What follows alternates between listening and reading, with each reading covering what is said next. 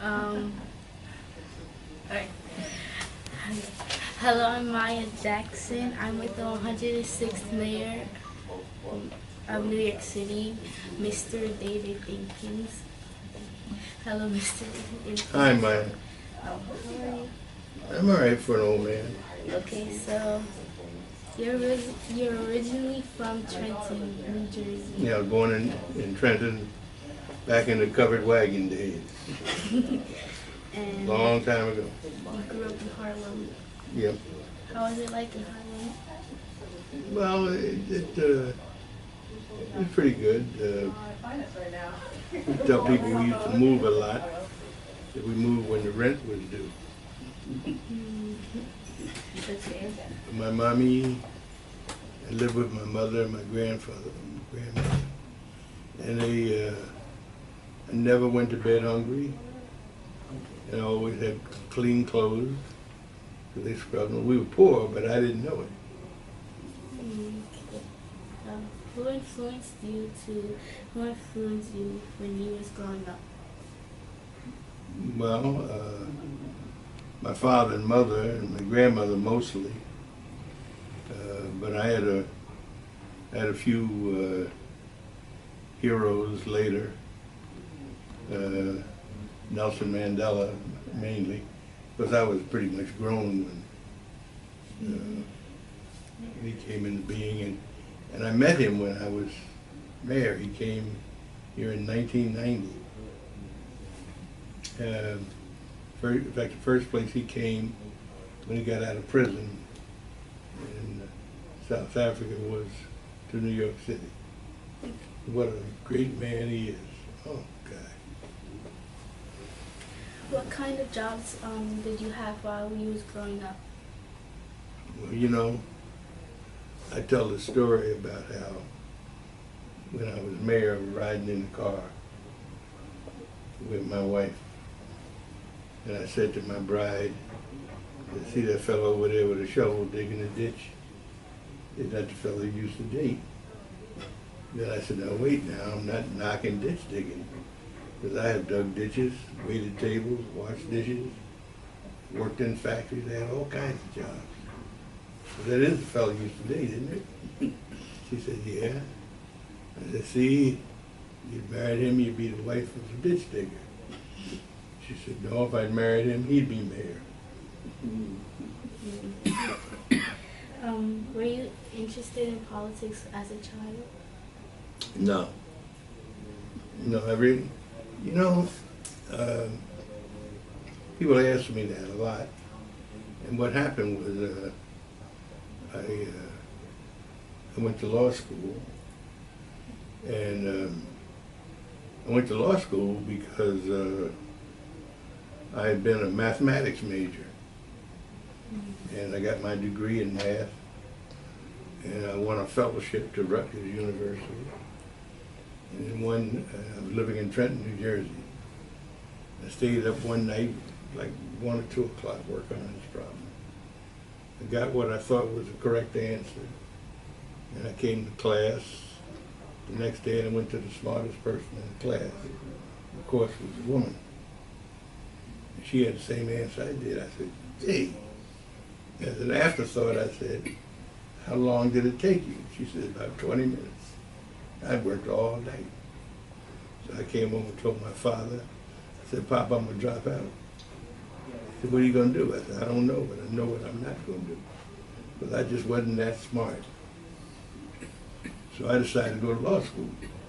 You don't need to be too smart to be a lawyer. And there's some brilliant lawyers. Don't misunderstand me. Thurgood Marshall, oh God, some brilliant people have been lawyers. However, the converse is different. You don't have to be smart to be a lawyer. So I went to law school. How was it like studying mathematics in Howard University? I loved it. As a matter of fact, I got out of the Marine Corps in August of, it's been 1946, I guess.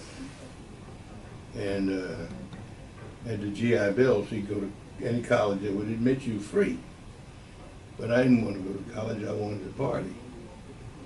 But God is good. My mother and my stepmother and my father said, no, you're going to school now. I said, well, it's August, I'll go next year. They said, no, you go now. Because, of course, they were right. So I put off a year, I might, who knows. So I went to Howard University in Washington, D.C. Say it real fast, sounds like Harvard. So I became a math major because now here I am, I don't even want to be in school. But the head of the math department, wonderful little guy, sure, smooth, soft voice, Dr. David Blackwell. And Dr. Blackwell was the head of the department. And if you didn't have the right response, he wouldn't embarrass you. When he got through talking to you, it made you feel like you'd let him down. Really. So that made me study, because I didn't even want to be in school. So I did sufficiently well that I won a fellowship to Rutgers in math. Okay. After leaving the office in 1993, did you want to continue with politics, or did you have other aspirations? Well, in '93, I ran for re-election. I did not win. And I wasn't quite sure what I was going to do. And a friend of mine said, why don't you think about teaching at Columbia? Because he had gone to Columbia College and Columbia Law School. I said, man, I haven't practiced law in many years. He said, no, SEPA. I said, what's SEPA? School of International Public Affairs. So in 2 days, he and I met with the dean of the college and the president of the university, and I've been here ever since. And I love it. Mainly because you get to see young people. Okay. Are you still somewhat involved in politics today? Yeah, I am, in the sense that my friends who seek office, I support them, but I'm not otherwise very much involved. I mean, I vote every year, of course, and I encourage everybody else to vote. And you know the names Goodman and Schwerner, Goodman, Cheney, and Schwerner. Anyway, there were three men who were killed in the South. 2 Jews and a black from New York. They were down there encouraging people to register and vote, and they were killed, assassinated, as I say. And so I encourage people to vote and to register, and every now and then somebody will say, well, all you politicians are like, I don't have a vote, and I don't have a job now, I won't want to have one later, why should I vote? And I'll reason with them. You know, on occasion I get angry. Damn it, people died for you to get the right to vote. Having in mind Goodman, Cheney, and Schwerner. And so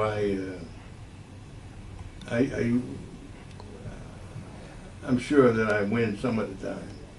And I encourage people, because they should, everybody should vote. Okay. What are your thoughts on New York City today? Are there any changes you would like to see? I get asked that a lot. You know, the former mayor, they want to know what advice do I have for the mayor and what should he do differently and whatnot. And I say, I don't have advice for the mayor. If he asks me a question, I give him an answer. But everybody thinks they can do your job better than you can do it. So I try not to get in his way in that sense. But the mayor, people ask me how I think he's doing. I said, I think he's doing fine, because he's a good person. He's a caring man who cares about other people. So that's the main thing to me. And he and his bride both worked in my administration. His wife was one of my speechwriters. So on occasion, these days, she and I will be on the dais with other people. When they call on me to speak, I'll say, I don't have a speech because she didn't write one. Do you miss being the mayor? No, I loved being mayor when I was mayor.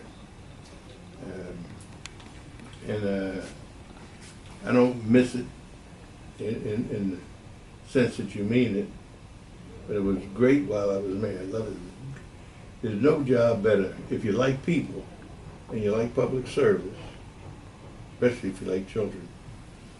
There's no job better than being mayor of the city of New York. So I really, really loved it. Okay. What advice would you have for kids today interested in politics?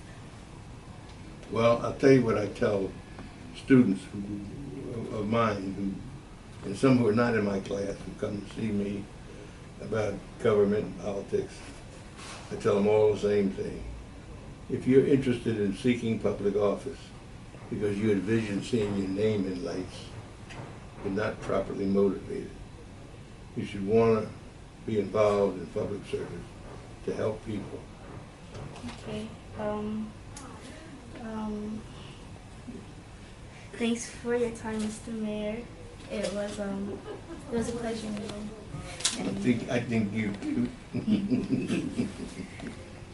And there you have it. I'm Maya Jackson, here with the 106th Mayor of New York City, Mr. David Dinkins. Thank you for watching. Thank you. Bless your heart.